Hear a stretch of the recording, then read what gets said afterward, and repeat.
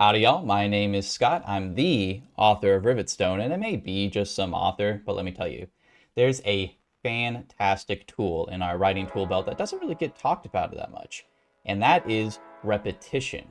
Now, what's so great about repetition is that it can be used in a lot of different applications in a lot of different scenarios.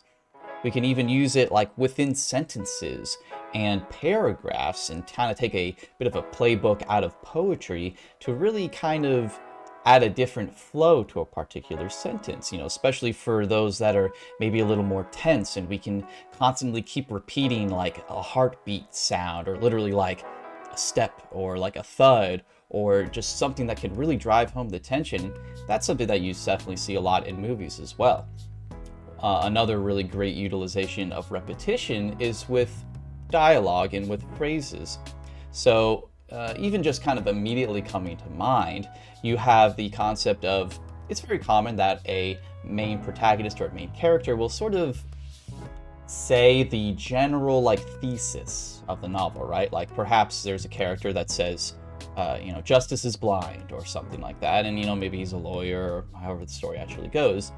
But what's great is that you can take that sort of theme and you can repeat it, but in different contexts or using different characters. So that same character, if that's kind of what they believe, and that's kind of like maybe the sort of challenge of the novel is to kind of talk about and refer to this sort of main concept of, let's say, justice is blind.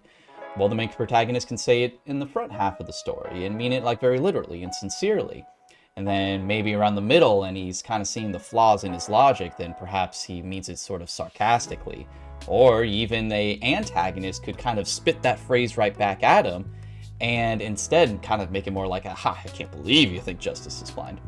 And then perhaps even then at the very end, he could be saying it. And perhaps at the conclusion of the story, he's kind of discovered more about himself, about the system, and more about what that phrase truly means to him. And perhaps he can say it, but in a more sort of enlightened way.